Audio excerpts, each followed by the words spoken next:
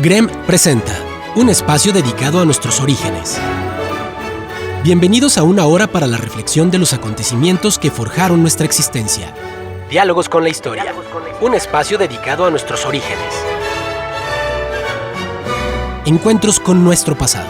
Diálogos con la historia. Muy buenos días, estimados amigos del grupo Radio Estéreo Mairán. Hoy es sábado 8 de octubre de 2022 y es un grato placer darles la más cordial bienvenida esta mañana a Historia. Gracias, muchas gracias por la oportunidad de convivir a través de esta pasión. Soy Luis Alberto Vázquez Álvarez.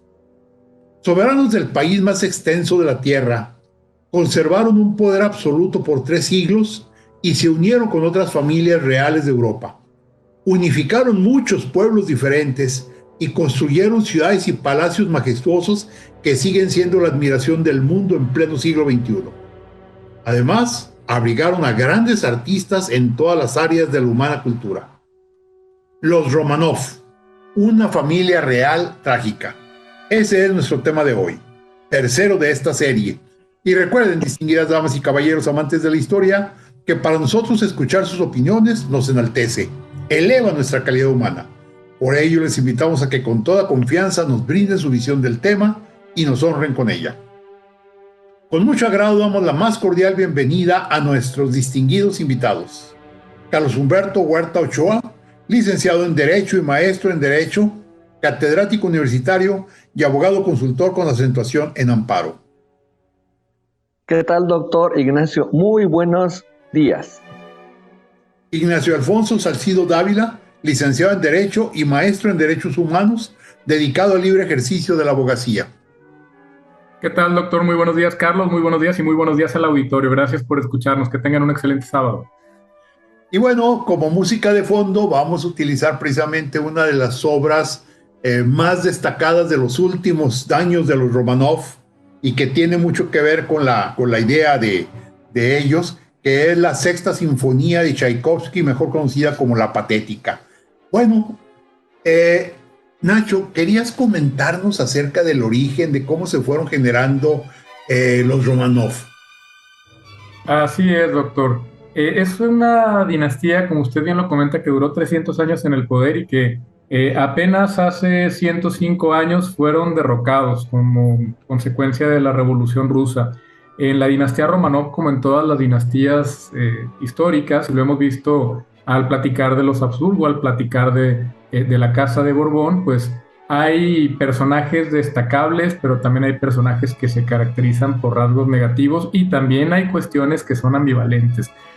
Por ejemplo, está Pedro el Grande, que es admiradísimo por el actual presidente ruso, pero es también una figura a la que se le imputan muchos crímenes y masacres y conductas que no necesariamente podrían ajustarse a algo que pudiéramos admirar. Lo cierto es que la dinastía de Romanov no se puede entender sin el antecedente de las casas de zares que se fundan con Iván IV de Rusia. Iván IV de Rusia es el primero de los monarcas rusos que adopta el título de zar y a él se le conoce como Iván el Terrible.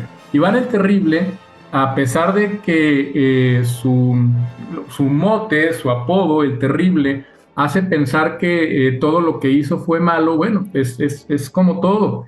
Tuvo una primera parte de su gobierno con muchos logros que dejaron inclusive legados que actualmente todavía perduran. De hecho, en las cuestiones militares, por ejemplo, las expansiones en Polonia, en el Mar Caspio y en Siberia se prolongaron hasta el siglo XX. Las conquistas de Iván también repercutieron en conflictos con Turquía por el control sobre el Mar Negro y la península de Crimea, que siguieron durante el gobierno zarista a través de los siglos. También generó él un ejército personal, una guardia personal denominada Opríchina, y esa Opríchina la creó él con miembros que fueran de su entera confianza después de una traición de su cuerpo más cercano. ¿Y por qué estamos hablando de Iván el Terrible si Iván el Terrible no es de la dinastía de los Romanov? Lo que pasa es que Iván el Terrible es padre de Teodoro I. Y Teodoro I es, digamos, un gobernante que fue muy débil para ejercer el poder.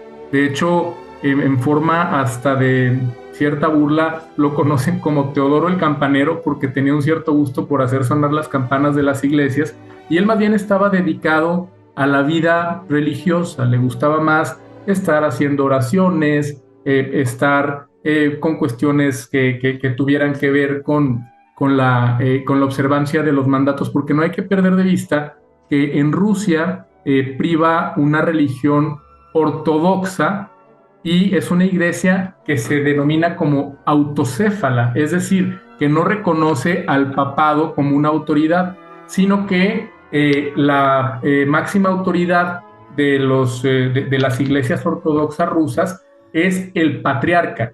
Y el patriarca, a diferencia del papa, que se entiende como el vicario de Cristo, como un mensajero de Cristo en la tierra, para la iglesia ortodoxa rusa no hay más mensajero que el propio Jesucristo, y los patriarcas rusos son simplemente intérpretes de los textos sagrados, ¿sí?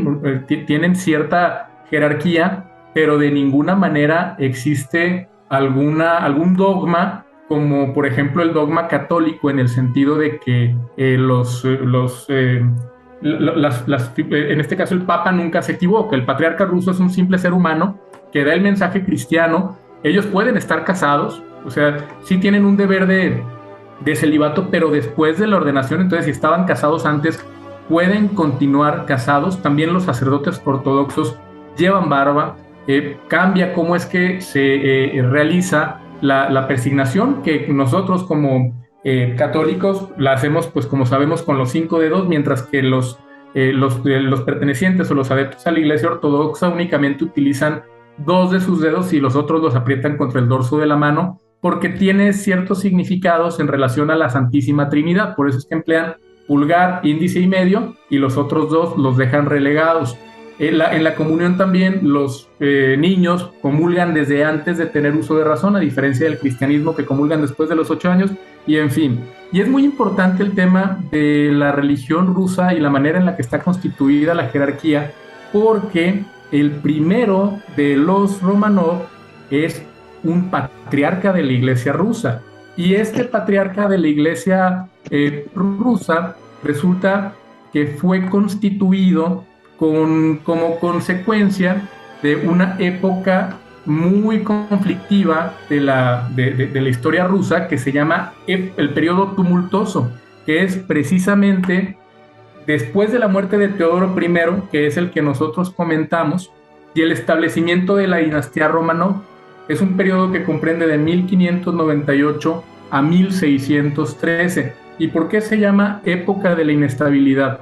Porque en esta época se terminó la dinastía a la que pertenecía el zar Iván el Terrible, que ya tenían generaciones atrás ostentando el poder como, pues, digamos, la figura de mayor autoridad en el Estado ruso, aunque propiamente el título de zar él es el primero que lo ostenta. Después, insisto, gobierna su hijo Teodoro I, y con posterioridad empiezan gobiernos que son elegidos por una élite rusa de aquella época que se llaman los boyardos.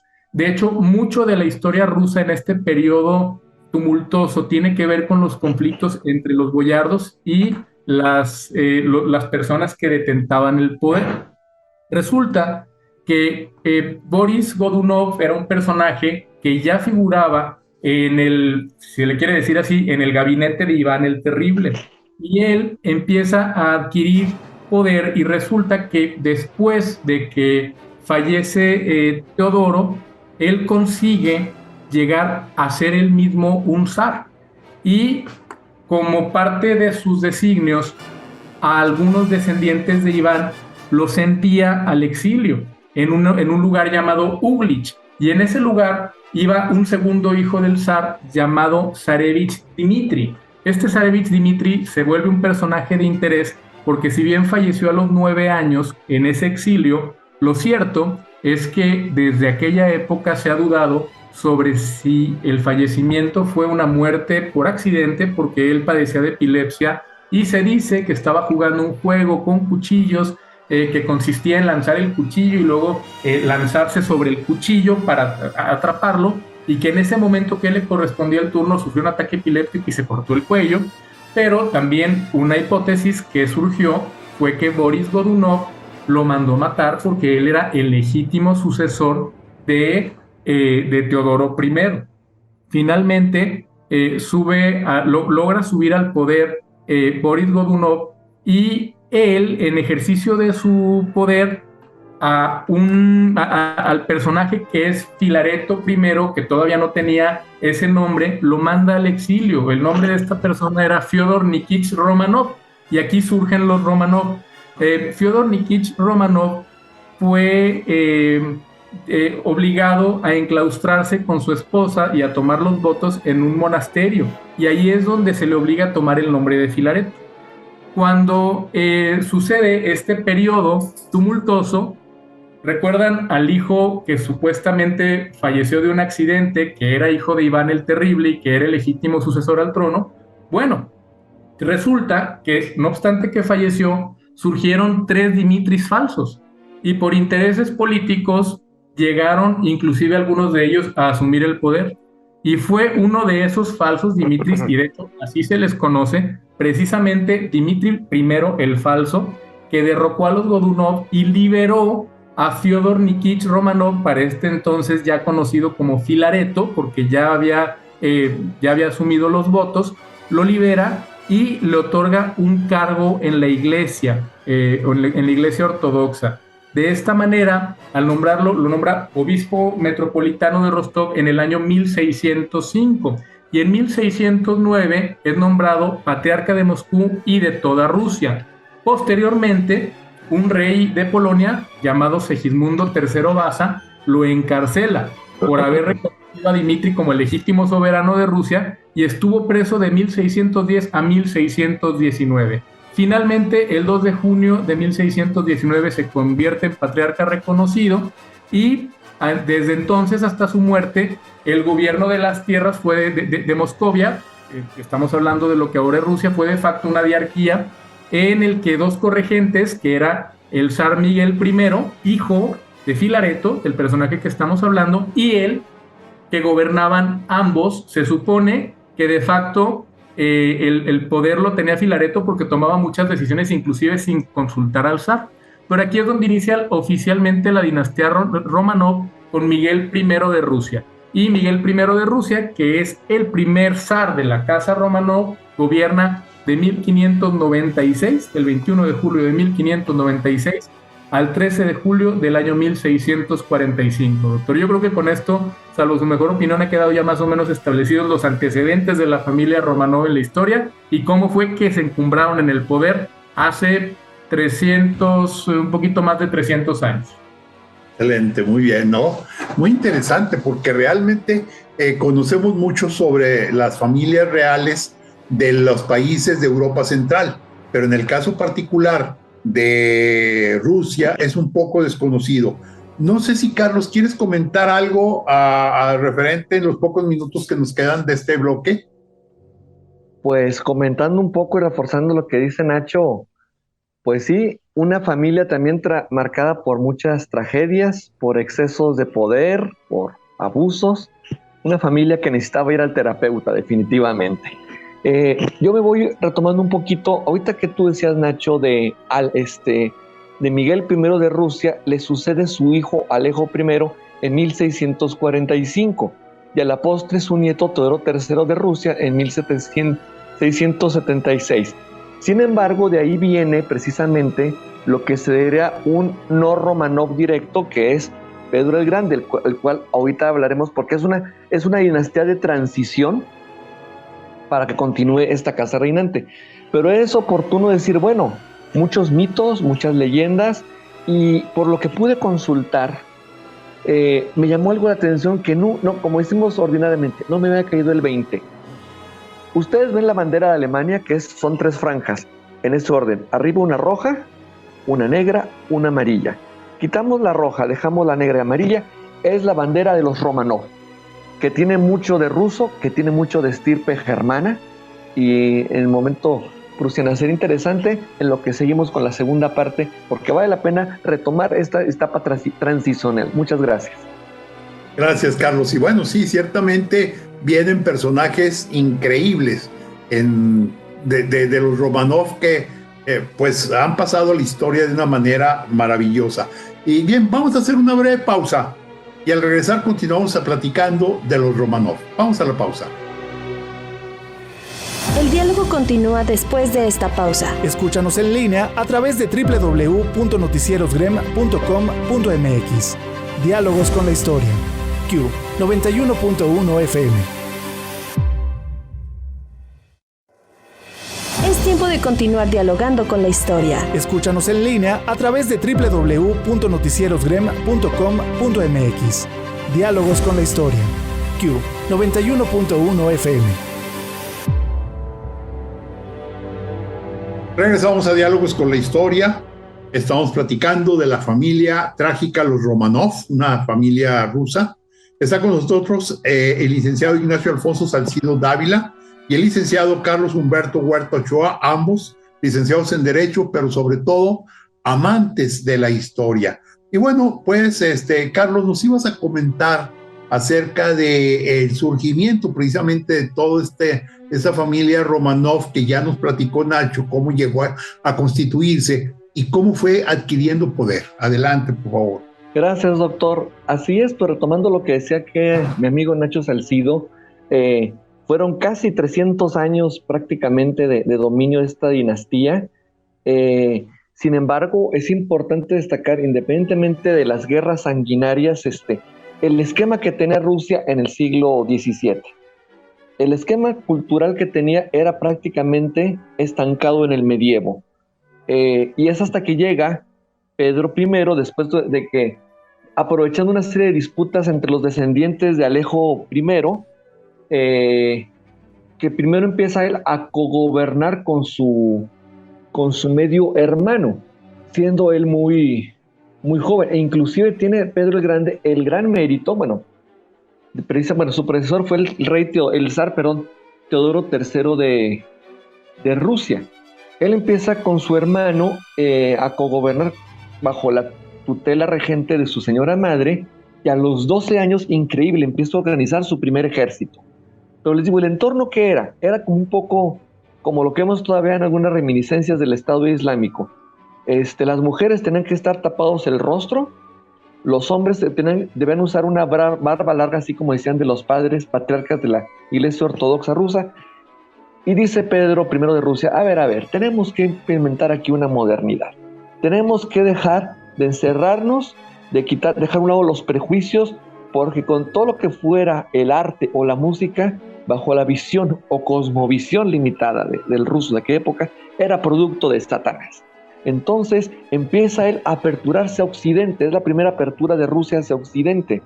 Empiezan a florecer las artes, la cultura, el imperio también extendiéndose, la cuestión armamentista también así es, pero empieza un rejuvenecimiento en la educación precisamente de Rusia. Un estado moderno se hace auxiliar de peritos, de instructores, así, y empieza a expandirse por toda Rusia, empieza a establecer unas relaciones diplomáticas también.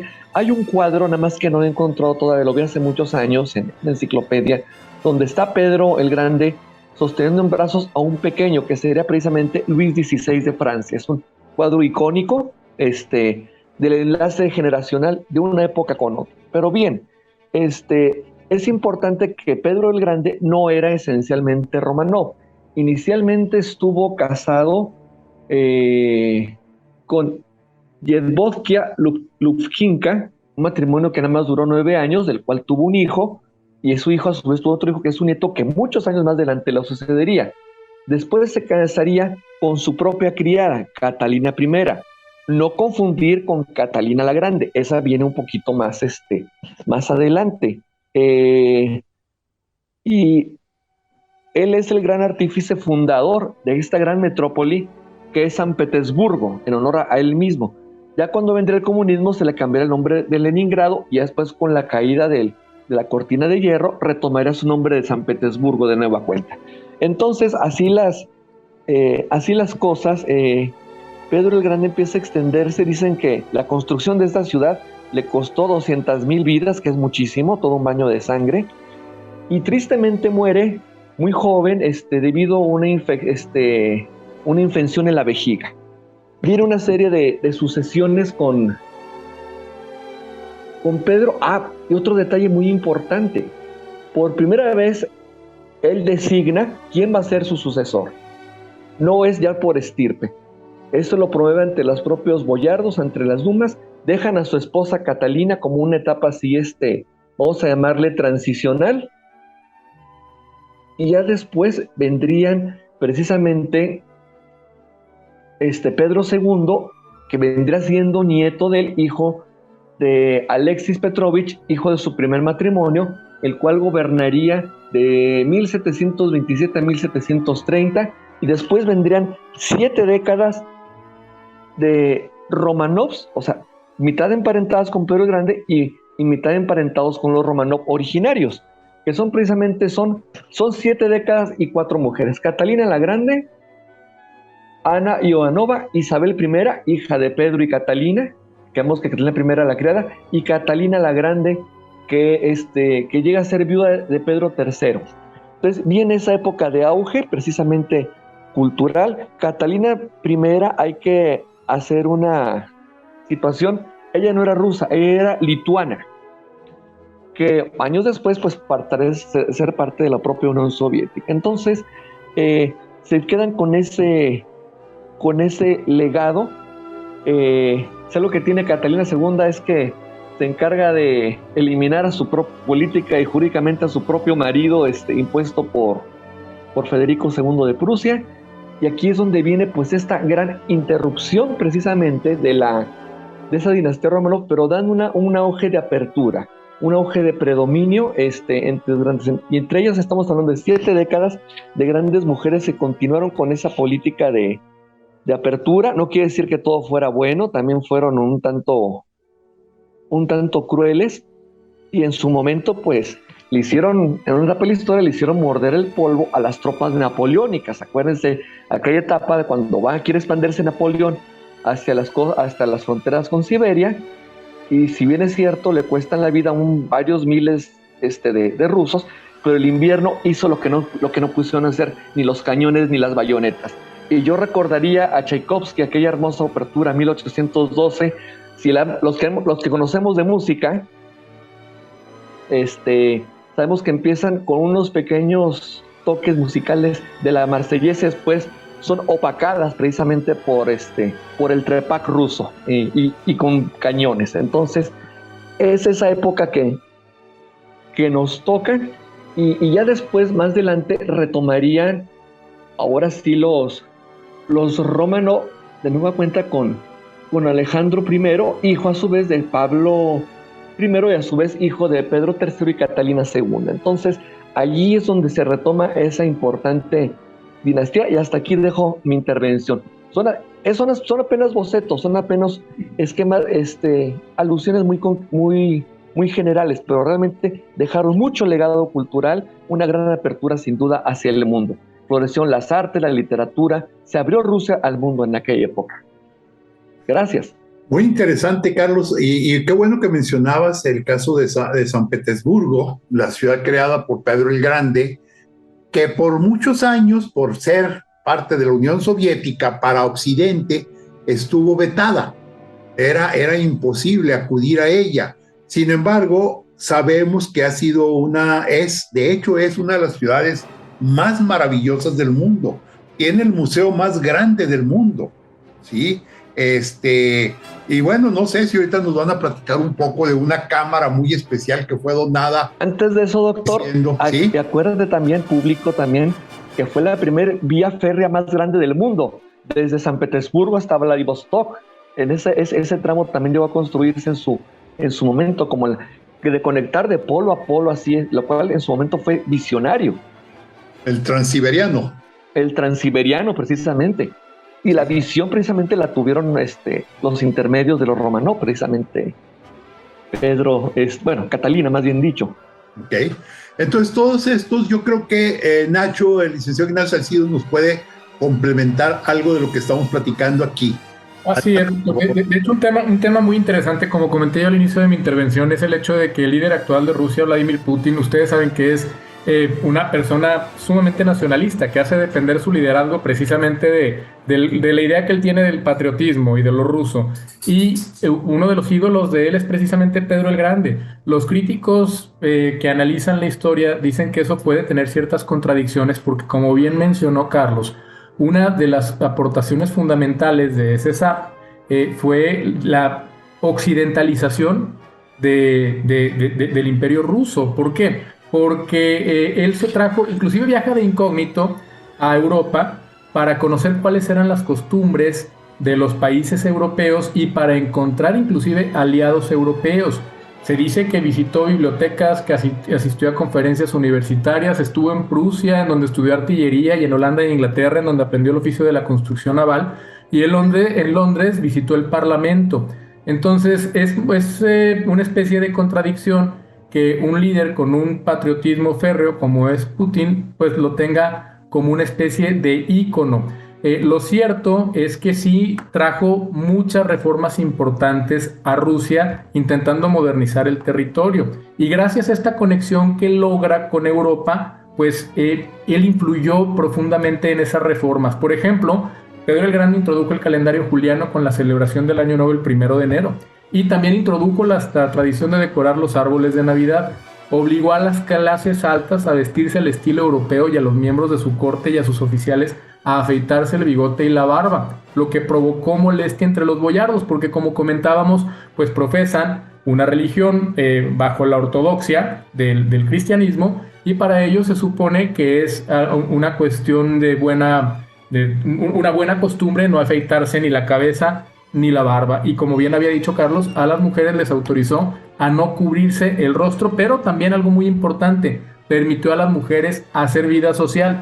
Creó los primeros institutos superiores como la Escuela Politécnica y la Academia de Ciencias de San Petersburgo, y envió a jóvenes nobles a estudiar al extranjero a expensas del Estado, los becaba, formando un grupo de expertos con una educación amplia. Todas estas reformas generaron desde entonces algunas resistencias entre las facciones conservadoras de la sociedad, que estaban muy apegados a las tradiciones rusas. Y lo cierto es que actualmente, como comenté al inicio, muchos siguen discutiendo si hasta el día de hoy el legado de Pedro el Grande fue enriquecedor o no para Rusia.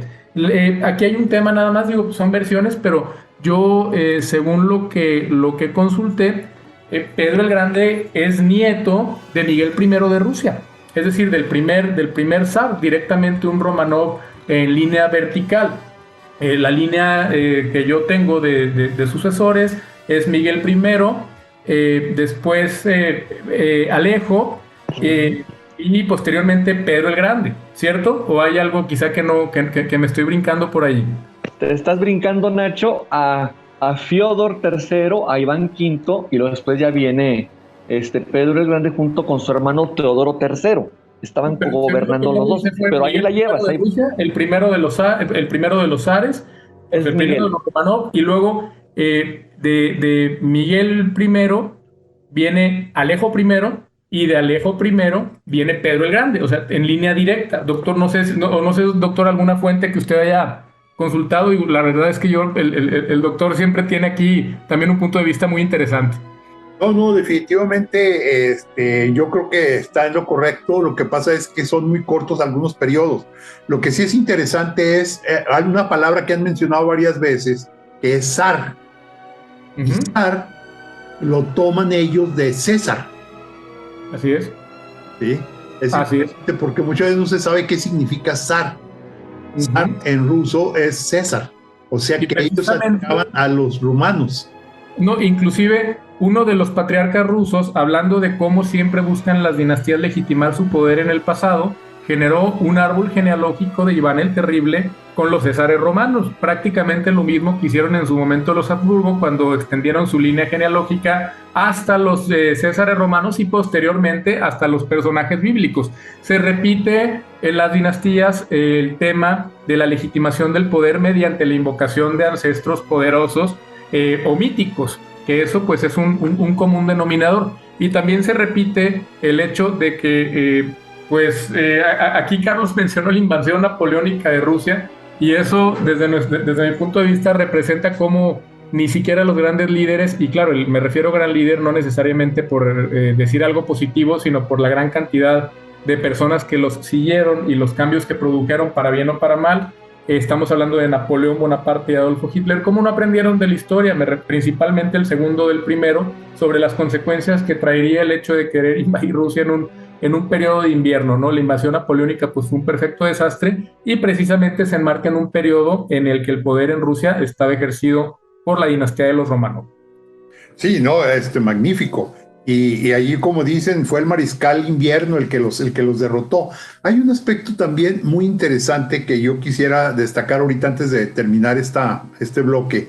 Es el hecho de que Pedro el Grande, el nombre de Pedro el Grande en buena medida se da por lo que logró conjuntar en Rusia. Él dominó a los pueblos. Es decir, Rusia es y era, más todavía antes, una multitud de pueblos y muchos de ellos realmente salvajes, tremendos. Uno de los más terribles eran los cosacos. Y este pueblo de los cosacos, que tiene fama de ser hombres muy fuertes, guerreros muy intrépidos, domadores de caballos y demás, precisamente fue Pedro el Grande el que logró unirlos, logró hacerse de ellos para el Imperio Ruso, y que fue precisamente lo que más fuerza le dio en un momento dado a la hora de las guerras, los famosos cosacos. Vamos a hacer una breve pausa y continuamos platicando en un momento. El diálogo continúa después de esta pausa. Escúchanos en línea a través de www.noticierosgrem.com.mx. Diálogos con la historia. Q 91.1 FM. Es tiempo de continuar dialogando con la historia. Escúchanos en línea a través de www.noticierosgrem.com.mx. Diálogos con la historia. Q 91.1 FM. Regresamos a Diálogos con la Historia. Estamos con el licenciado Ignacio Alfonso Salcido Dávila y el licenciado Carlos Humberto Huerta Ochoa, ambos licenciados en Derecho y amantes de la historia. El tema de hoy, los Romanov, una familia trágica. En nuestro tercer programa ya hemos hablado anteriormente de los Habsburgo y los Borbón. Y bueno, digamos que ¿dónde está el aspecto trágico más serio de los Romanov? Porque decíamos que al llegar casi al final de la dinastía empiezan los problemas graves. No sé quién quiere comentar algo sobre esto. Pues, adelante, ¿sí?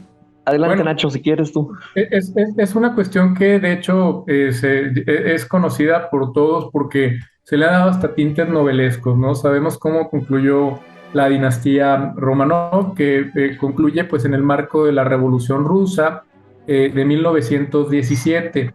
En esta revolución se derrocó el régimen zarista imperial y se instauró el régimen, o se buscaba la instauración y se dieron las bases para la instauración del régimen leninista republicano, ya mediante un gobierno con cierta representación y principios que en hipótesis iban a provocar una igualdad en el pueblo y se supone que el mejoramiento de todos los sectores, porque la verdad es que el zarismo llevó a Rusia a extrema pobreza y a condiciones paupérrimas, por lo que hace a el nivel de vida de sus habitantes. ¿Por qué se volvió tan novelesco este tema? Porque se enmarcan también, en la historia siempre llama mucho la atención las cuestiones como, de misterio y místicas. Sabemos que toda la familia de Nicolás II, del zar Nicolás II, fue fusilada, pero eso lo sabemos ahorita en el año 2022.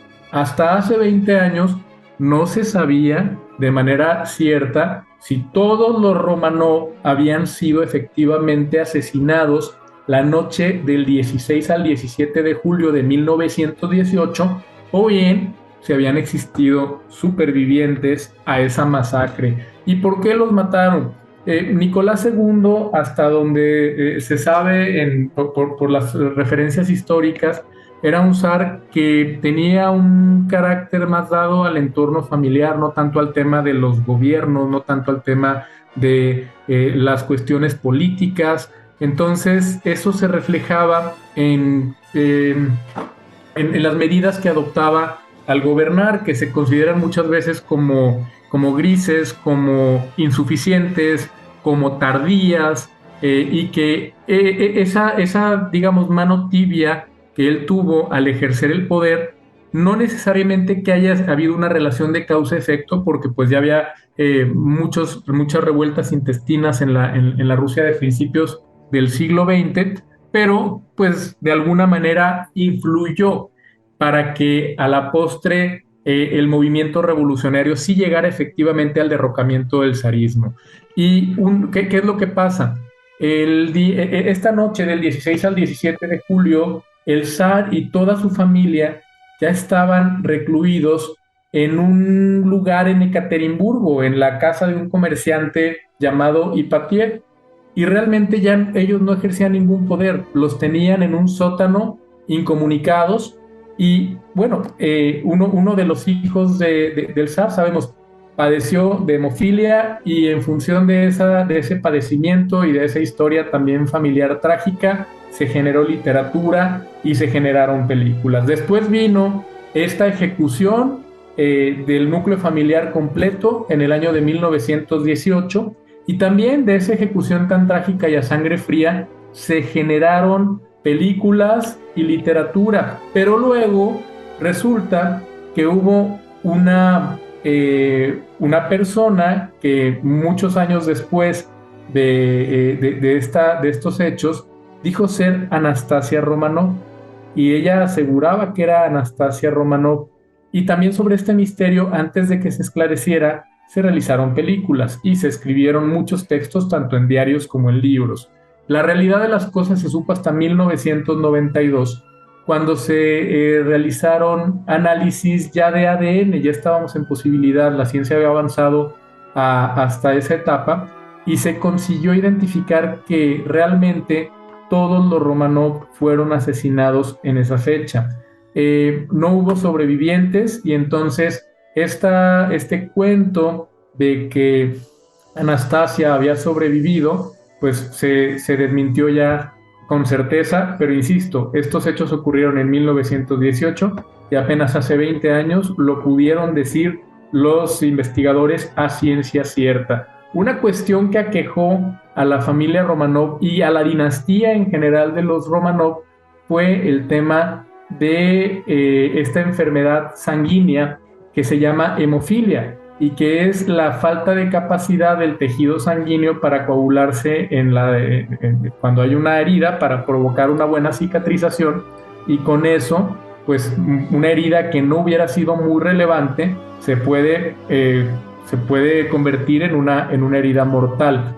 Yo creo que, bueno, con esta introducción que he dado, sabemos también que esta última familia Romanov fue la que introdujo en la historia a un personaje que ejerció muchísimo poder al grado de designar a funcionarios de altísima jerarquía, y era una persona que no tenía ni siquiera un estatus de poder.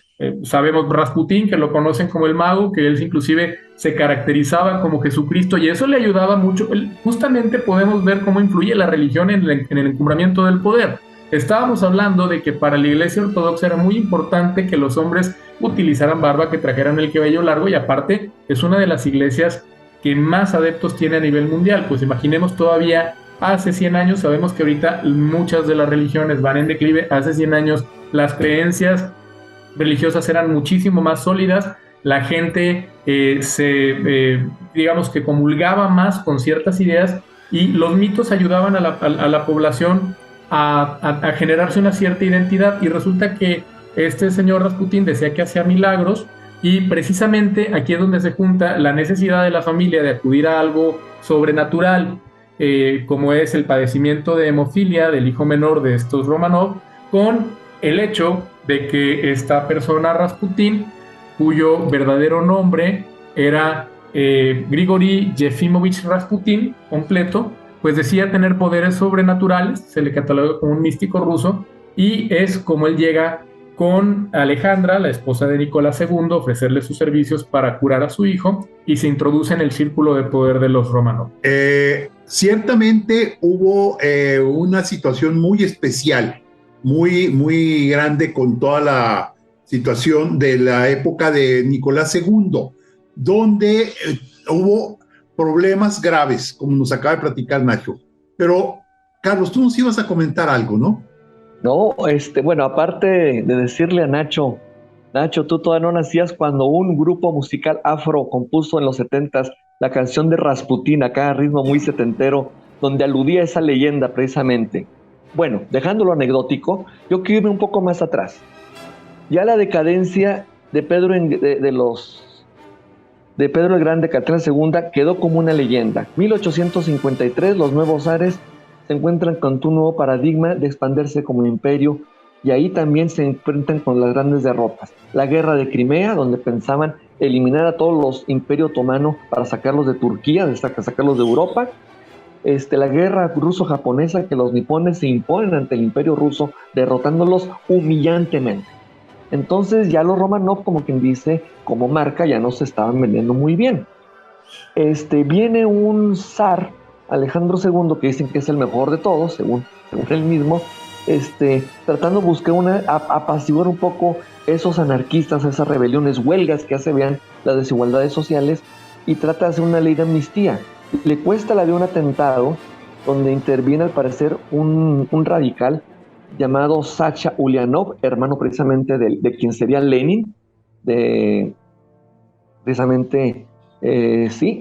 Lenin, Vladimir Ilich Ulianov precisamente, y vi una serie de disconformidades. Entonces vi una serie de huelgas asonadas, y como tú lo apuntabas, Nacho, muy acertadamente, Nicolás II, ya después pasando por su abuelo y por su padre, Nicolás Alejandro II y III, eran más cortesanos, más de estar encerrados en su castillo. No sé, me recuerda a Luis XV, una vida más cortesana y un pueblo enardecido. Y es cuando vienen dos revoluciones: la de Alejandro Kerensky, que encabezaba los mencheviques, que eran revolucionarios pero moderados, y los bolcheviques, que eran un poco más radicales, que son los que terminan después imponiendo el comunismo. Entonces son muchos factores, caen en desgracia. Hay algo muy importante: los Romanov, todavía estando entre cautivos y a punto de ser juzgados y ejecutados, tratan de buscar una salida diplomática y piden el apoyo de la Gran Bretaña, Jorge V, si no mal recuerdo. Pero la esposa de él, María de Teck, abuela de la ya reciente fallecida reina Isabel, les dice no. ¿Por qué? Porque resulta que Alejandrina, la esposa de Nicolás II, estaba emparentada con los alemanes. Y todavía no estamos hablando de la Segunda Gran Guerra, sino la primera. Entonces querían eliminar de tajo todo vínculo de la Gran Bretaña con el antiguo imperio alemán. Entonces les niegan el asilo político, e incluso a casas reales que tenían su origen acá germano, como los Battenberg, hacen que se cambie el apellido a Mountbatten para hacerlo un poco más británico y excluirlos con cualquier vínculo. Y ahí es donde está la desgracia de esta familia. Todos los demás pues son mitos, son leyendas, y son épocas que, como todo en la historia, tiene que concluir. ¿Qué legado nos deja? Pues vamos a tratar de quedarnos con lo más positivo, que fue la época de oro en su momento. Hasta aquí mi intervención y muchas gracias.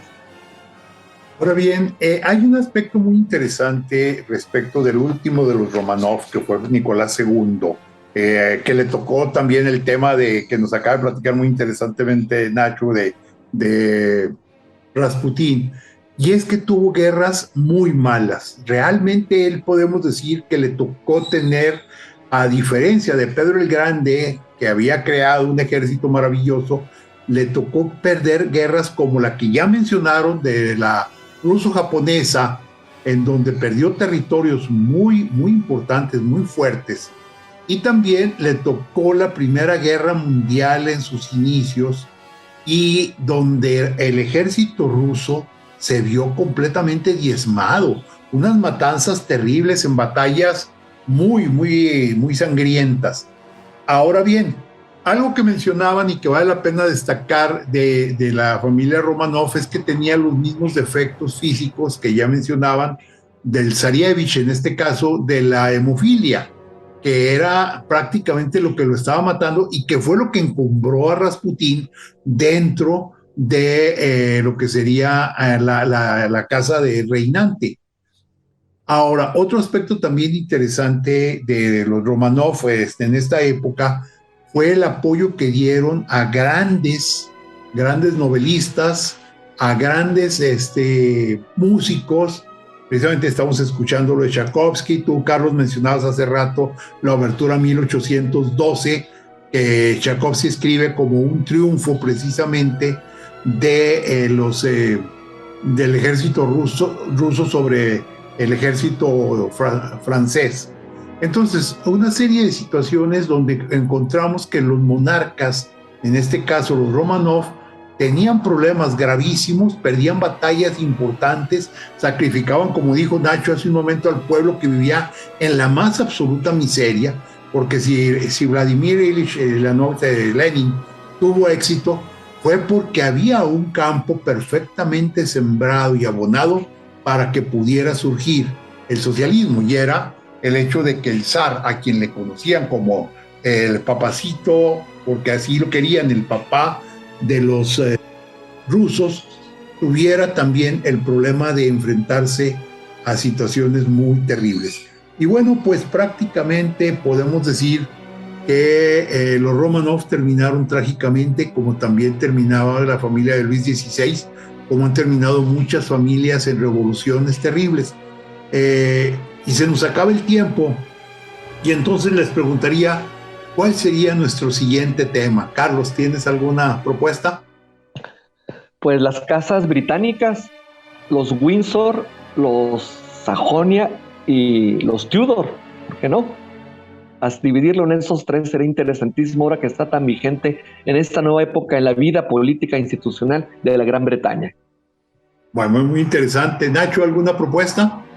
No, me parece magnífico, y también me adhiero a la propuesta que había externado Carlos fuera del aire sobre las dictaduras latinoamericanas, que creo que eso lo pudiéramos abordar como temática posterior. Magnífico. Entonces, pues quedamos para el próximo sábado 15 de octubre con las familias reales británicas. Ignacio Alfonso Salcido Ávila, muchísimas gracias. Gracias a usted, doctor. Gracias, Carlos. Gracias al auditorio. Carlos Humberto Huerta Ochoa, muchísimas gracias.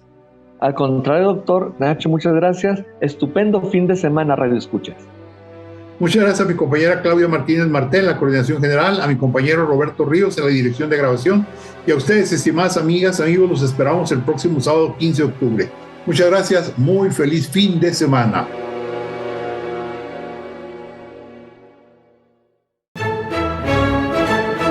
GREN presentó Diálogos con la Historia. La charla concluye por esta semana, pero nuestra raíz es extensa, por lo que te invitamos a debatir el tema en nuestra próxima emisión. Encuentros con nuestro pasado. Diálogos con la Historia.